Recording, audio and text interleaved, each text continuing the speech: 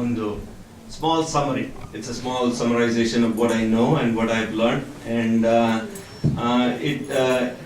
as Achar has mentioned, I'll keep it to the point. But ನನ್ನ ಸಾಧನಾ scoreboard ಈ ಒಂದು 4-5 years ಇಂದ ಮಧ್ವ ಸಂಪ್ರದಾಯಕ್ಕೆ ಸ್ಟಾರ್ಟ್ ಆಗಿತ್ತು. ಅದಕ್ಕೆ ಮುಂಚೆ ದೇವ್ರ ಗುಡಿ ಅಂತ ಇದ್ರೂ it was not as systematic and as formal as what JV Achar has taught all of us. And ಇದರಲ್ಲಿ ಬಂದು ಇವಾಗ ತತ್ವಸಂಖ್ಯಾನ ಈ ಲಾಸ್ಟ್ ಇಯರ್ ನಡೀತು. ಅದಕ್ಕೆ ಮುಂಚೆ ನಾನು ಲಾಸ್ಟ್ ಜ್ಞಾನ ಸತ್ರದಲ್ಲಿ ಹರಿವಾಸ್ತುತಿ ಬಗ್ಗೆ ಒಂದು ಸ್ಮಾಲ್ ಪ್ರೆಸೆಂಟೇಷನ್ ಮಾಡಿದ್ದೆ. So let me start with this one. Lakshmi pade padamboja yugam natva gurorapi karishye tatvasankyana vyakyanam nati vistaram. So idu tatvasankyanada ಒಂದು ಸ್ಮಾಲ್ ಪ್ರೆಸೆಂಟೇಷನ್ ಅನ್ನು let me just kick it off.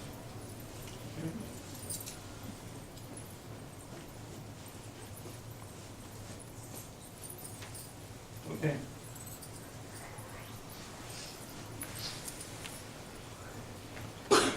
It's just a quick introduction, background, classification, tatvasankhana ಅನ್ನೋದು chart. ಅದರಲ್ಲಿ ಒಂದು ಎರಡು couple of key topics, ತತ್ವ ಅಂದ್ರೆ ಏನು, ಸ್ವಾತಂತ್ರ್ಯ ಅಂದ್ರೆ ಏನು, and what is the essence? The essence being what the take-home message for us as far as tatvasankhana is concerned. Let me just get to the introduction. Tatvasankhana, many of you will know it, and I also second what Arvind said earlier, is that there are a lot of learned scholars. There's a lot of people who have learned this topic very well, and I spent a few hours with Sri Krishna yesterday as well, and I picked up several points, and I'm proud to say that I'm a part of this group. So ಈ ತತ್ವಸಂಖ್ಯಾನದ ಬಂದು ಸರ್ವಮೂಲ ಗ್ರಂಥದಲ್ಲಿ ಒಂದು ಇದು ಮಧ್ವಾಚಾರ್ಯರ ಒಂದು ಗ್ರಂಥ ಇದು. It's called a Prakarana Grantha. It's a formal and a systematic dealing of tattva, which in simple terms is reality. Tatvasankhana itself means it's an enumeration of reality, trying to classify the different categories of reality and let us know how we view what reality is. And there is a point associated with what this enumeration of reality actually means for us and how we go about it, what the context behind it is.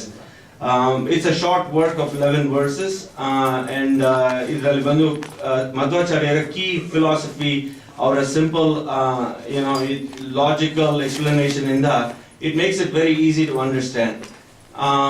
The context, as I was saying earlier, Tatvasankhana in itself provides the context for several of our Madhvacharya's philosophy, including Vishnu Sarvottamatva, difference between Swatantra and Aswatantra, Jagat Satya, Panchaveda, Tattvagala Taratamya. So all of this, is very key. Even though it's just a small composition, it contains so much information that can be expanded, and Sri Tikakritpadara has provided the most authentic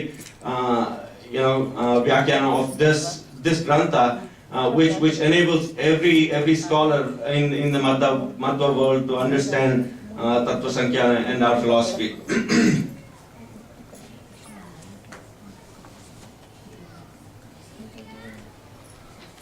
The classification.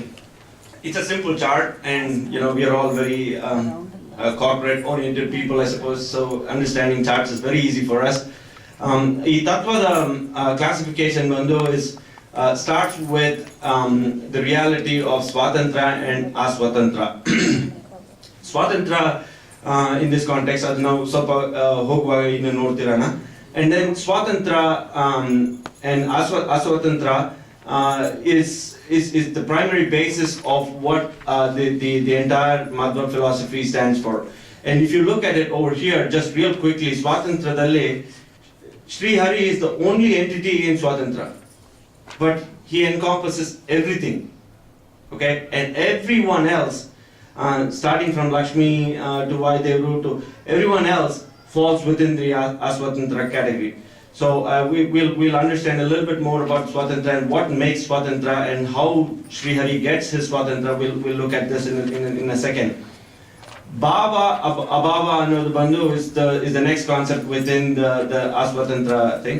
Bhava in general terms indicates what is present, and abhava in the opposite of it, which is what is absent. Okay, so that's the next characterization within Aswatantra.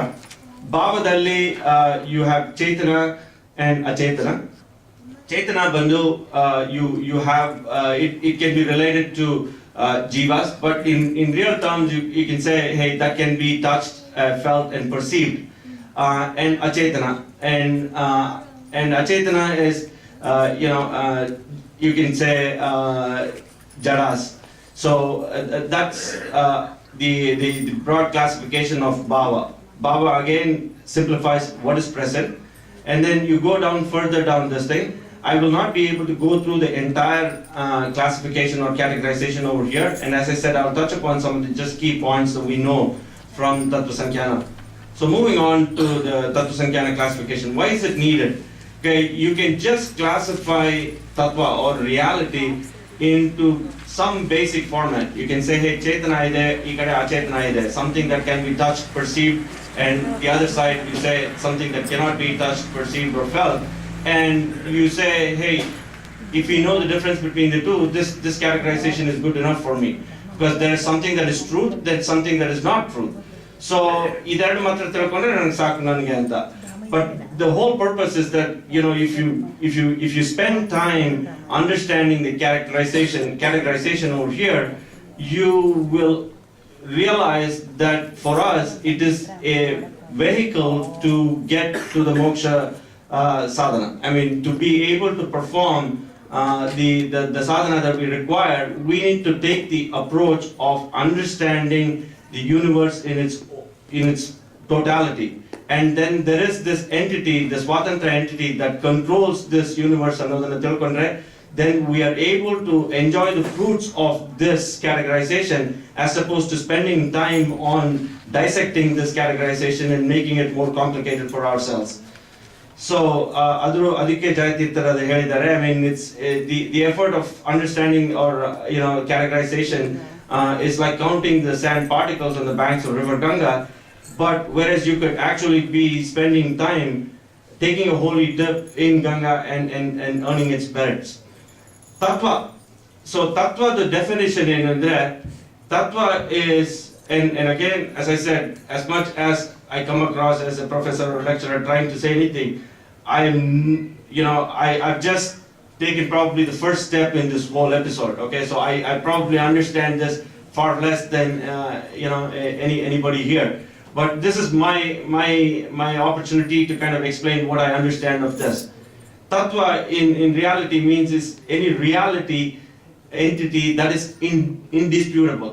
Tattvam anaropitam, which means that it's an indisputable fact. Now, for example, I can say that the projector is black, okay, and Nene Acharya ಹೇಳಿದ್ರನ್ನ in his inaugural address, he said, learning or understanding something as it is what tattva is. Tattva ಅನ್ನೋದನ್ನ ಇರೋದಂಗೆ ತಿಳ್ಕೊಳ್ಳೋದು is tattva. So that tattva, the definition of tattva for us is that being able to communicate that what it is. Our reality now clear communicate ಮಾಡೋದು, express ಮಾಡೋದು is tattva. And that's what tatvasankyana helps us do.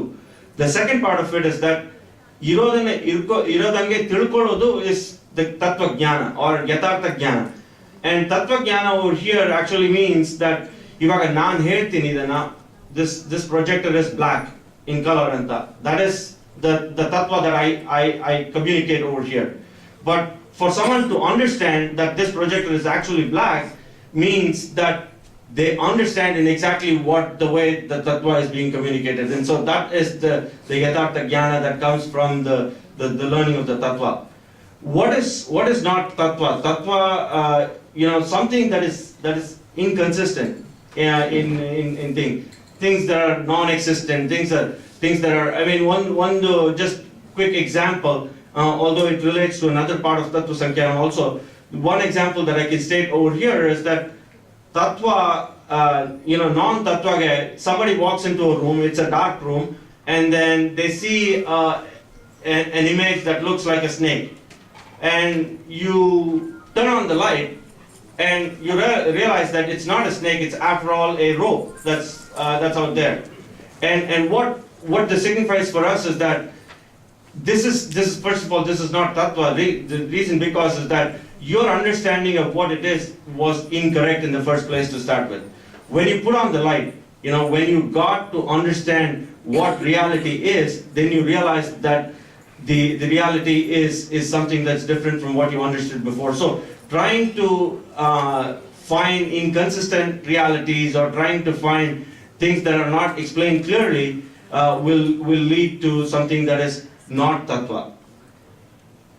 So we move on to the next concept here. Swatantra, reality of swatantra.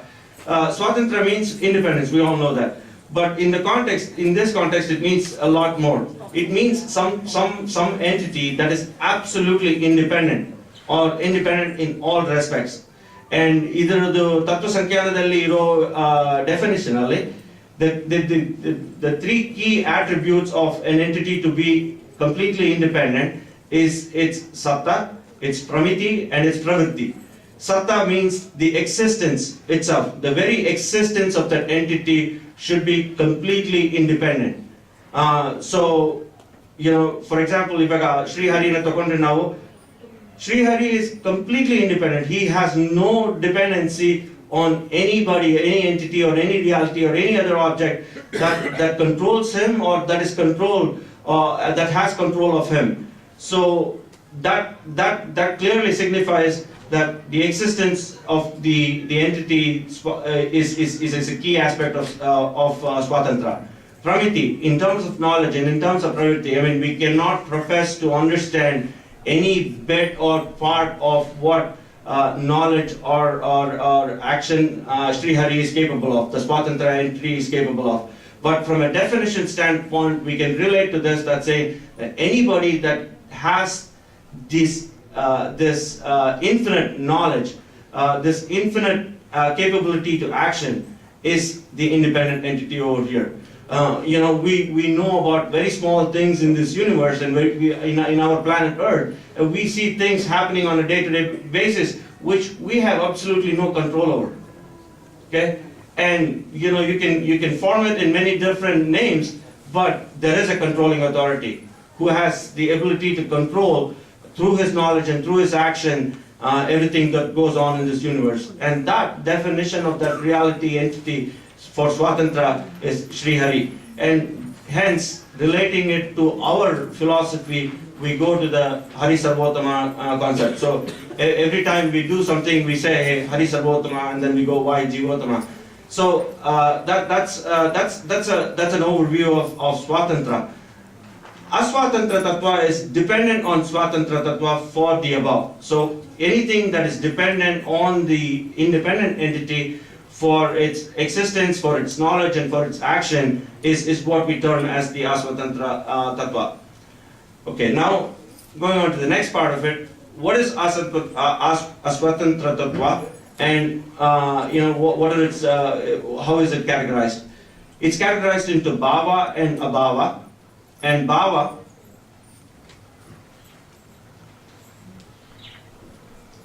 as I mentioned a while ago, is something which is perceived as existing by our eyes, that which is present. Abhava is one which is perceived as non-existing by our eyes.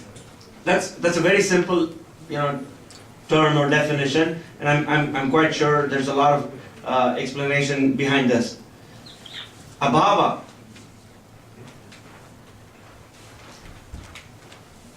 is one which is perceived as non-existing by our eyes and is categorized into three. Abhava, just if we were to take as, sorry. One step, just go to the previous slide. It can't be just eyes, any sensory organ. For example, I can listen to a concert.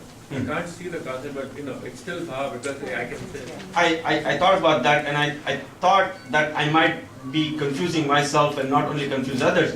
The reason why I kind of stepped back a little, but thank you for your explanation. I think I need that explanation. The key is that abhava, there could be a sense of smell, or there could be something that's, which I think is non-existent, but it could be existing for others. So, a situation, how can I really say that it is non-existent? It might be non-existent for me, but it could be existent for someone else. So, I could not relate to that sensory definition. So I said, if I see and if everyone else sees, that I think is bhava, but if someone else cannot see it and I cannot see it, then it's a bhava. And then a perception al togande. See, we say tatvasankhyana, right? So it's saying that it recognizes the fact that we get jnana not just through eyes, through four other organs. Absolutely. So you understood, right? Yeah. ಅಭಾವದಲ್ಲಿ ಒಂದು ಮೂರು categorisation ಇದೆ. ಪ್ರಾಕ್ ಅಭಾವ, ಪ್ರಧ್ವಂಸ ಅಭಾವ and ಸದಾ ಅಭಾವ ಅಂತ ಇದೆ, ಅದು ಮೂರು. And this categorization is very easy to understand. I mean, if someone like me can understand, I'm pretty sure it's easy for others to understand as well. The abhava or absence of an entity before its creation. ಒಂದು ಮಡಿಕೆ ಇದೆ. The creator of this madike did not bring this madike into existence at some point in time. So it has not been created yet. So if a pot has not been created yet, then you say that it's prak abhava.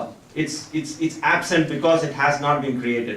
Pradvamsa abhava is one that has been created but has been destroyed after its creation, and it became absent after its extinction, if you will. So that we call it as pradvamsa abhava. And sada abhava is one that is, it's an unreal concept. It's something that is completely ridden with inconsistencies, like a hare's horn or a tortoise's hair. These kinds of things reflect some definitions or things that cannot be understood, or there's no reality behind them. So ಆ ಥರದನ್ನ ಬಂದು ನಾವು ಸದಾ ಅಭಾವ ಅಂತ categorise ಮಾಡ್ತೀವಿ ನಾವು. And then moving, is there any question? Bhavadalli, we have two separate classifications. One is Chetana and Achetana. Chetana are entities, are sentient beings which are called souls or jivas. Their existence is their essence is in the form of knowledge. Because a jiva is basically it has a life of its own. I mean the physical life carried by the jada can be destroyed, can come to an end, but the jiva goes on. So ಆ ಒಂದು category-ಯಲ್ಲಿ these jivas, the essence of their understanding is in the form, their essence is in the form of knowledge. So knowledge kind of gets moved from one life to another life in terms of its being. Achetana idu bandu is jada. They are materialistic in nature. So any non-living or non-sentient being can be classified as jada. Chaitana is further divided into Dukkha Sprishta and Dukkha Sprishta. Dukkha Sprishta Chaitana are the ones that are inflicted by sorrow at least once during their span of existence. So that is the Dukkha Sprishta Chaitana. We'll come to this in just a second. Dukkha Asprishta Chaitana is never inflicted by sorrow. So even never inflicted by sorrow during their entire span. Shri Mahalakshmi is never inflicted by any sorrow, material existence or bondage. She is an ever liberated soul. So she comes under the Dukkha Asprishta Chaitana category. So if you look at it, Hari has his own category and his Swatantra, and then you have Rama in the Dukkha Asprishta category where she has her own hierarchy for herself. So within Aswatantra reality, Rama has her own hierarchy by herself. Then the rest of the pancha classification, Deva, Rishi, Pitru, Panara, those are entities that fall within the Dukkha Sprishta category. And idರಲ್ಲಿ ಒಂದು ಏನಂದ್ರೆ all souls other than Sri Lakshmi fall in the Dukkha Sprishta category. There are many sentient beings like Brahma, Vayu, Saraswati, Bharati, Garuda, Shesha, they fall under the dukkha sprishta category because they are in samsara. And this might be a question for scholars, and we can discuss this at some time. Dukkha sprishta category is divided into vimuktas and dukkha samstas. Vimuktas are souls who have attained liberation already. And dukkha samstas are categorized into mukti yogyas and mukti ayogyas. Mukti yogya and vimuktas have the same taratamya or the same grouping within within their hierarchy. This is a key difference, and this again is definitely a topic for discussion with our scholars here. Many other philosophies and many other works do not categorize vimuktas in the same way as we categorize the mukti yogyas. The mukti yogyas are categorized as people who can attain mukti yogya, and there is taratamya over there.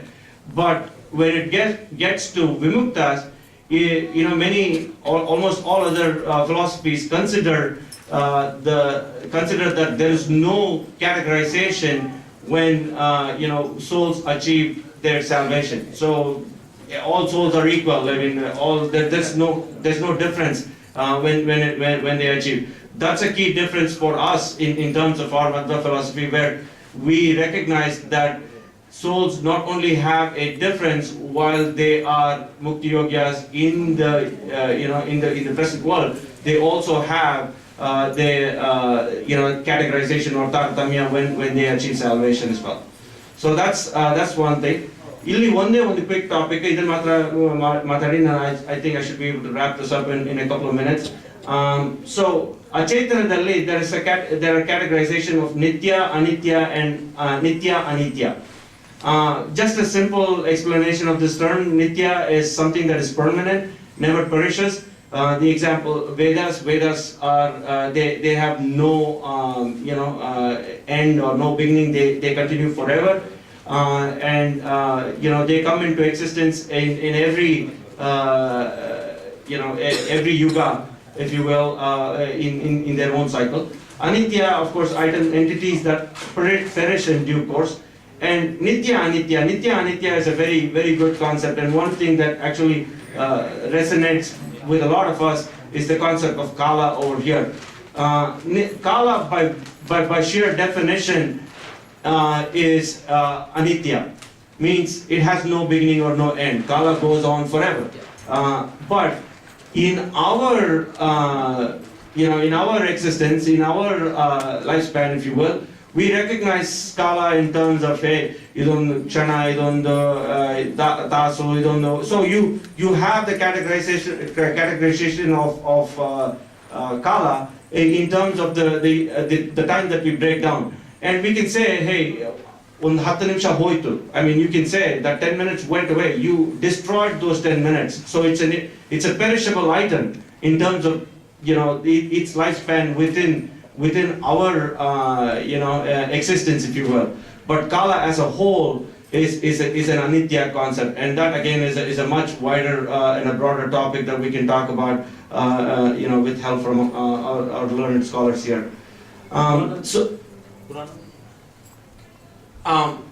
Sorry.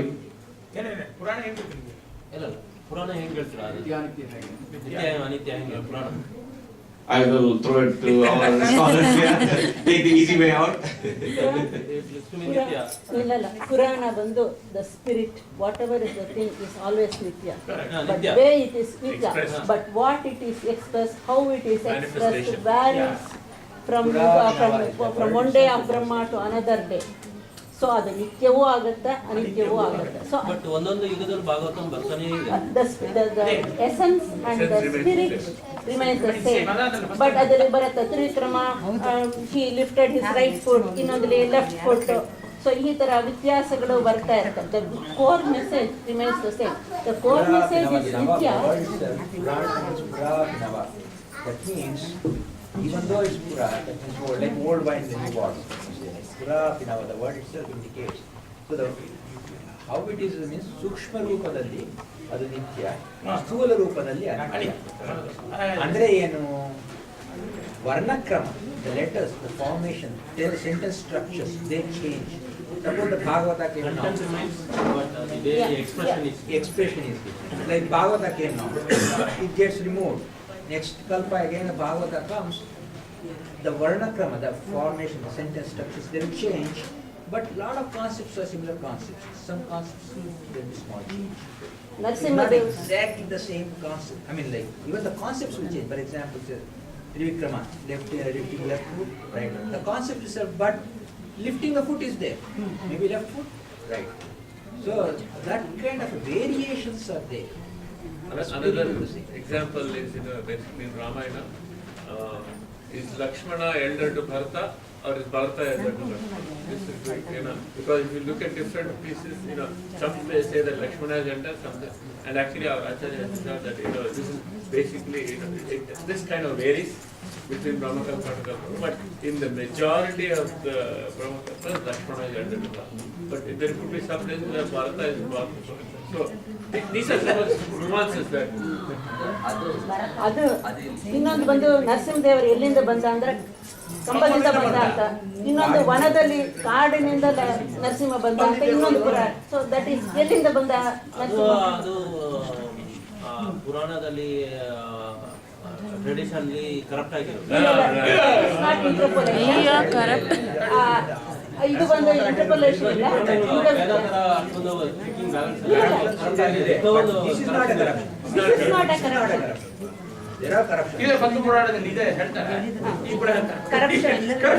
ಅದು ವಾದಿರಾಜರು ಶೋಭಾನೆಯಲ್ಲಿ that logic he brings. If you bring that objection, what about the Kurma ಅಂತ, ಅವನ ಪಿತನಾರು ಅಂತ ಕೇಳ್ತಾರ. ನರಸಿಂಹದೇವರ ಅವರ ಪಿತನಾರು ಅಂತ ಬರುತ್ತೆ ಅಂದ್ರೆ ನರಸಿಂಹದೇವ ಸ್ತಂಭದಿಂದ ಬಂದಿಲ್ಲ, ಕಾಡಿನಿಂದ ಬಂದಿದ್ದಾನಂತ ಒಂದು ಪೂರ್ವ ಪಕ್ಷಿ ಅಬ್ಜೆಕ್ಷನ್ ಅಂದ್ರೆ ಆವಾಗ ಒಡೆದು ಮುಡಿದ ಕೂರ್ಮಕ್ಕೆ ತಂದೆ ಯಾರು ತಾಯಿ ಯಾರು ಅಂತ ಹೇಳ್ತಾರೆ. So he brings that logic. So that is accepted. That means he is accepting that Narasimha if ಕಾಡಿನಿಂದ ಬಂದರೆ ಮೇಬಿ ತಾಯಿ ತಂದೆ ಕಾಡಿನಲ್ಲಿ ಯಾರಾದ್ರೂ ತಾಯಿ ತಂದೆ ಇರಬಹುದೇನೋ ಅಂತ ಅಬ್ಜೆಕ್ಷನ್ ತಗೊಂಡು ಬಂದೆ ಪೂರ್ವ ಪಕ್ಷ. ಸರಿ, ಕಾಡಿನಲ್ಲಿ ತಾಯಿ ತಂದೆ ಇದ್ದಾರೆ ಅಂತ ಹೇಳಿದ್ರೆ ಕೂರ್ಮನಿಗೆ ತಾಯಿ ತಂದೆ ಯಾರು? That means he is accepting the ಕಾಡಿನಿಂದ ನರಸಿಂಹ ಬರುವುದು accept ಮಾಡಿದ್ದಾರೆ. So the spirit is same, essence is same, but the peripherals can keep changing. But my opinion, the topic is time is so less. Each topic is Yeah, no. word can be very Yes. The entire system is tatvasankhyana what? See, you have to understand another thing. ಅವ್ರು ಎಷ್ಟು ದೂರ understand ಮಾಡಿದ್ದಾರೆ ಅಂತ ನಾವು ನೋಡ್ಬೇಕು. ನಾವು ಒಂದೊಂದು concept ನಾವು ನೋಡ್ತಾ ಹೋದ್ರೆ ಯಾವುದು ನಾವು ಎಷ್ಟು ದಿನ ಜ್ಞಾನ ಸತ್ರ ಮಾಡಿದ್ರೆ ಅದು ಮುಗಿಯೋದಿಲ್ಲ. ಅವ್ರು ಏನ್ ಮಾಡಿದ್ದಾರೆ, ನಾನು ಎಷ್ಟು ತಗೊಂಡಿದ್ದಾರೆ ಅಂತ ನೋಡ್ಬೇಕು. ಇಲ್ಲೇ ಡಿಫರ್ ಆಗ್ತದೆ ನೋಡ್ರಿ ನಮ್ದು ಕಾನ್ಸೆಪ್ಟ್.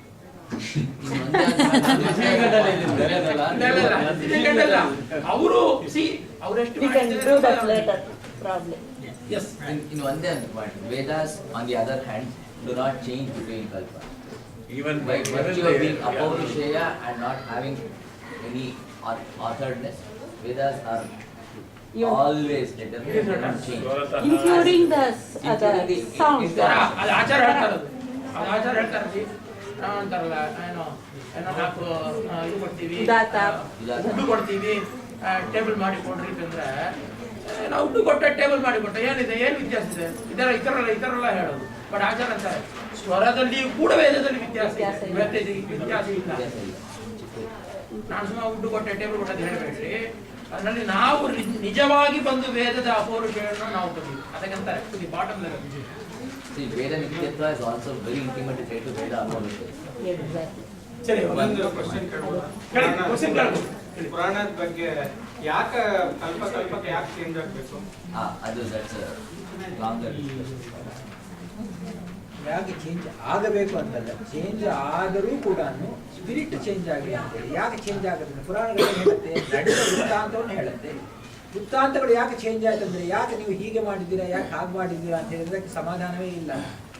ಸೊ ಯಾಕೆ ದೇವರು ಹೀಗೆ ಮಾಡ್ದ, ಯಾಕೆ ದೇವರು ಹಾಗೆ ಮಾಡ್ದ ಅಂದ್ರೆ ನಡೆದದ್ದನ್ನು ಹೇಳುತ್ತೆ ಪುರಾಣ. ನಡೆದಿದ್ದು ಬೇರೆ ರೀತಿಯಲ್ಲಿ ನಡೆದಿದೆ, ಅದಕ್ಕೆ ಅದು ಬೇರೆ ಆಯ್ತು.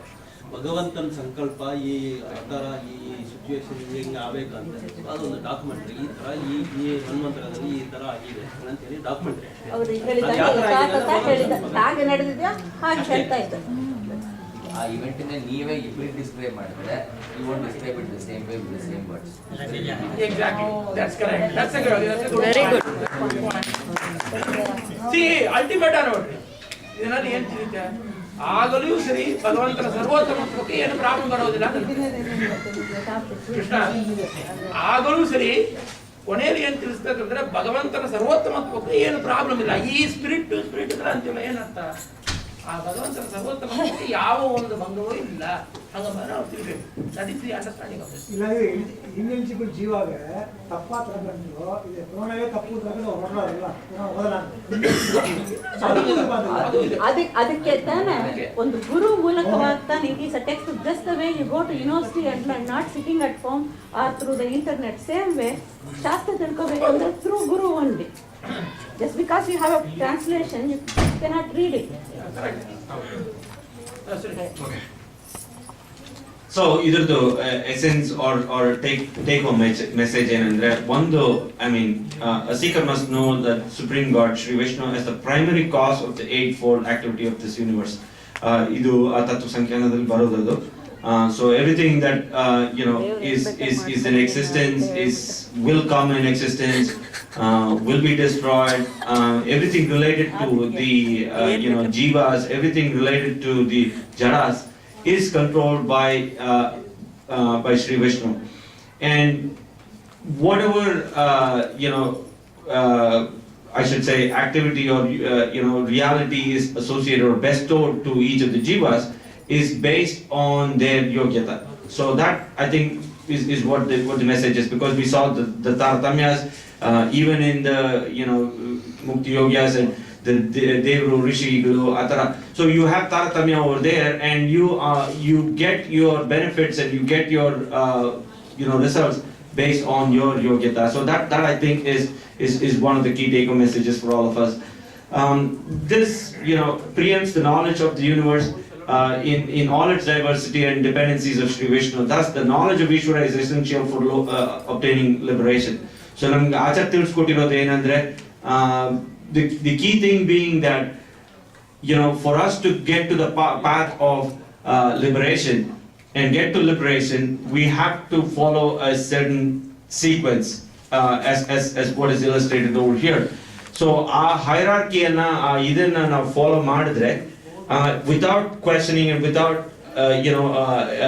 confusion over this, I think you will get to the path of the liberation that the essence of our philosophy is. So that's for me the take home message with this one, is that we know where we fall within the hierarchy. We know what we need to do to be able to move the sadhana scoreboard, keep it moving as fast as we can. And hopefully every innings that we bat is successful, and every game that we play is a win and not a loss. And that I think will lead us to liberation. So that's I think the take home message for us over here. So with that I conclude. Shri Krishna Arpanamastu. Thank you.